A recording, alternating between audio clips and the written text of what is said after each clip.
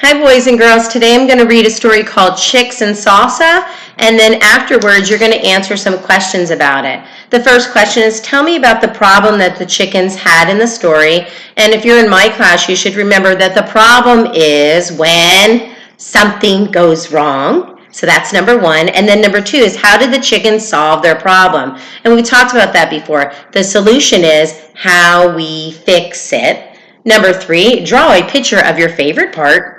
And number four, what one word do the animals keep saying throughout the book? So here's the book, Chicks and Salsa, and without further ado, which means without waiting any longer, I will read the very story that you want to hear. Chicks and Salsa. There's the title page where the title repeats itself. Then there's the dedication page where the author and the illustrator state who they're writing the book for. And the one thing I forgot to mention was the blurb on the back of the book. You generally will look at the blurb on the back of the book to decide if you want to check that book out from the public library or the school library, or perhaps even purchase it at a store.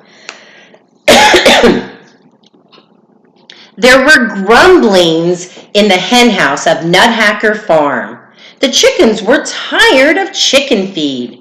The rooster took it upon himself to solve this problem. Mrs. Nuthatcher, the farmer's wife, had started watching cooking shows in the afternoons. The rooster was perched on a fence outside the farmhouse window when he discovered the solution to his problem. Salsa! Led by the rooster, the chickens crept into the garden where they took tomatoes and uprooted onions. And those are the main ingredients in salsa. And that night, the chickens ate chips and salsa. Though nobody was quite certain where the chickens got the chips. The tasty tang of tomatoes and onions hung over the barnyard, and the rooster said, "Olé!" Here he is doing it. I thought that was a cute picture. Well, very soon there were mumblings at the duck pond of Nuthatcher Farm. Inspired by the chickens, the ducks decided they were tired of fish. With the rooster's encouragement, the ducks dipped into the garden where they selected cilantro and gathered garlic. That night, the ducks ate guacamole, guacamole, guacamole, though nobody was quite certain where the ducks got the avocados, which is a key ingredient in guacamole. That's what makes it green, for those of you who like it. The spicy scent of garlic and cilantro hung over the barnyard, and the duck said, "Olé!" Look who's peeking through. I see a little piggy. Wonder what's going to happen next. The next morning, there were mumblings in the pig pen of Nuthatcher Farm. Overwhelmed by the enticing aromas or smells, the pigs decided they were tired of slop. While the rooster distracted Farmer Nuthatcher, the pigs plodded into the garden where they borrowed beans and chopped chilies. Book's kind of falling apart. Sorry about that. It's pretty old. Been using this one for years. It's one of my favorites.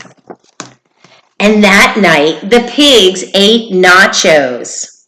Though nobody was quite certain where the pigs got the nacho cheese sauce. The delightful deliciousness of cheese and chilies hung over the barnyard. And the pigs said, "Olé!" As everyone knows, when a passion for Southwestern cuisine takes hold of farm animals, and so many sumptuous, spicy, savory scents collide in the barnyard air, it can only lead to one thing. ... There's that ellipsis. This is a hard word because the I says E. E-est. And then the schwa A. Fiesta. Can you try to say that?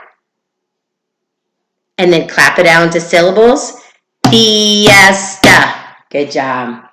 The rooster got things organized, then returned to his fence post to watch for a good enchilada recipe. The horses decorated the barn. The bull practiced his Mexican hat dance, though nobody was quite certain where the bull got the sombrero. If you've ever been to Mexico or anybody brought you something like that, that big hat is called a sombrero.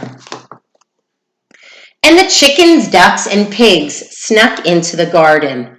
But all their spicy southwestern supplies were gone. Oh no.